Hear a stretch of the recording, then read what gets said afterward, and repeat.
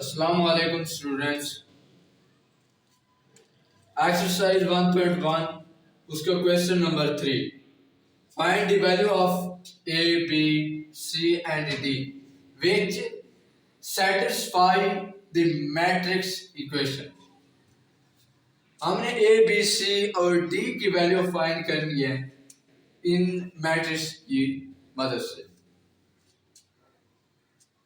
जैसे कि आप जानते हैं कि ये दो एक इक्वल मैट्रिसेस दिए गए हैं। हम जानते हैं कि इक्वल मैट्रिसेस के अंदर दो चीजें हैं। नंबर एक, उनका ऑर्डर सेम होना चाहिए।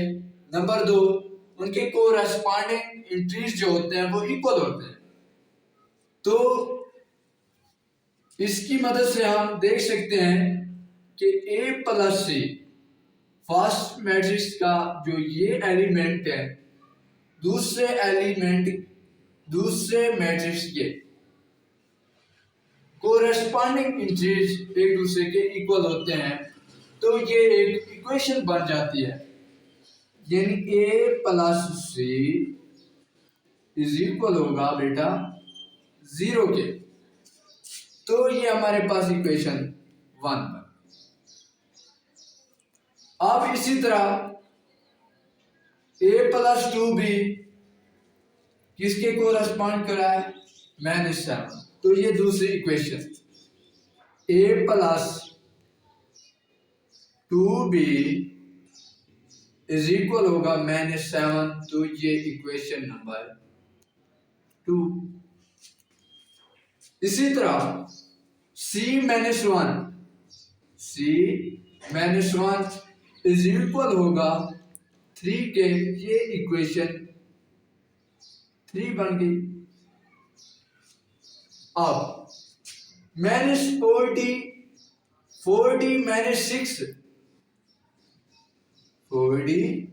-6 इज इक्वल होगा 2D। ये हमारे पास इक्वेशन 4 बन गई। अब जो है ना, हमारे पास इक्वेशन तो बन गई। अब कौन सी इक्वेशन उठानी है? आपने सबसे पहले वो इक्वेशन उठानी है जिसके अंदर सिंगल अननोन। अगर मैं फर्स्ट इक्वेशन को देखूं A प्लस C दोनों 2 जो है ना अननोन है, तो ये मैं पहले नहीं उठा सकता। इक्वेशन नंबर 2 को देखें तो ये भी मैं नहीं उठा सकता क्योंकि A प्लस 2 भी ये दोनों अननोन है। अगर मैं इक्वेशन नंबर 3 उठा लूं तो देखें इसमें एक ही जो है वो अननोन है। इसका मतलब मैं ये उठा सकता हूं। अगर मैं 4 इक्वेशन को देखूं ये भी मैं उठा सकता हूं, लेकिन मैं अल्फाबेटिकली देखूं तो पहले इक्वेशन 3 का। तो इक्वेशन 3 ये है C-1 इज इक्वल 3। हमने C को अलग करना है क्योंकि C हमने फाइंड करना है। तो ये -1 दूसरी साइड पे जाके प्लस का हो जाएगा। तो C इज इक्वल 4 के। एक C की वैल्यू हमारे पास। अब इक्वेशन 4 उठा लें तो 4D -6 इज इक्वल 2D। अब D वालों को मैं एक साइड पे ले आता हूं। 4D -2D,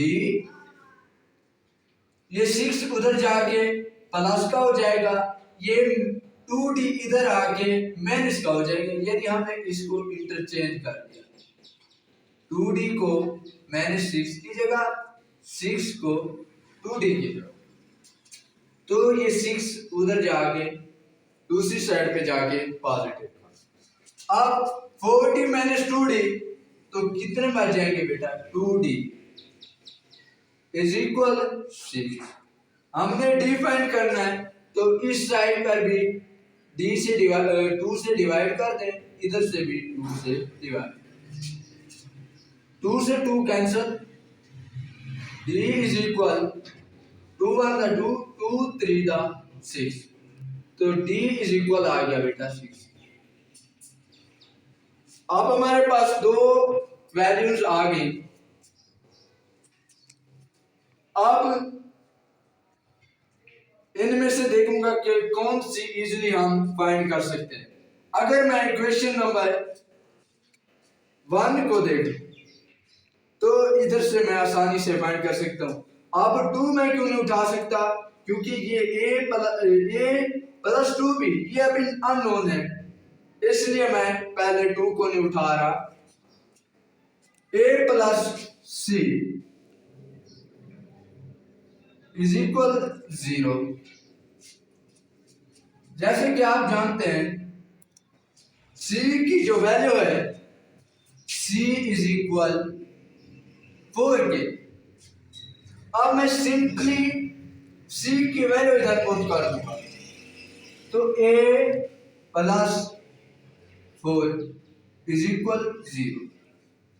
अब a जो आएगा ये इधर प्लस हो रहा है तो दूसरी साइड पे जाके माइनस का हो जाएगा, तो a किसके इक्वल आ गया, a इज इक्वल -4। तो ये अब लास्ट हमारे पास रहती है इक्वेशन 2। अब मैं इसलिए इसको उठा सकता हूं क्योंकि हमारे पास a की वैल्यू जो है आ गई है। अब इक्वेशन 2 क्या है, equation 2 a plus 2b is equal -7। a की वैल्यू मैं सिंपली इसमें पुट कर देता हूं, क्या जैसे कि हम जानते हैं कि a इज इक्वल -4 के, तो अब जो है ना मैं इसकी a की जगह उसकी वैल्यू पुट कर दूंगा, तो -4 प्लस 2b इज इक्वल -7। अब मैं 2b को यहीं पे रहने देता हूं, ये 4 जो है इधर माइनस हो रहा है तो दूसरी साइड पे जाके ऐड हो जाएगा, प्लस का बन जाएगा, तो प्लस। अब माइनस प्लस 4 -7 प्लस 4 तो माइनस का पड़ा है तो -3 आ जाए। अब क्योंकि हमने क्या फाइंड करना है b, तो b 2b इधर भी 2 से डिवाइड, इधर भी 2 से डिवाइड, 2 से 2 कट गया कैंसिल, तो b की वैल्यू आ गई -3/2। तो ये था आज का हमारा क्वेश्चन, और ये एग्जाम के लिहाज से बहुत अहम है, कितनी बार बोर्ड में आ चुका है। ये बहुत ही अहम क्वेश्चन है, आप सिंपली इसको इस तरह सॉल्व कर सकते हैं। Thank you very much.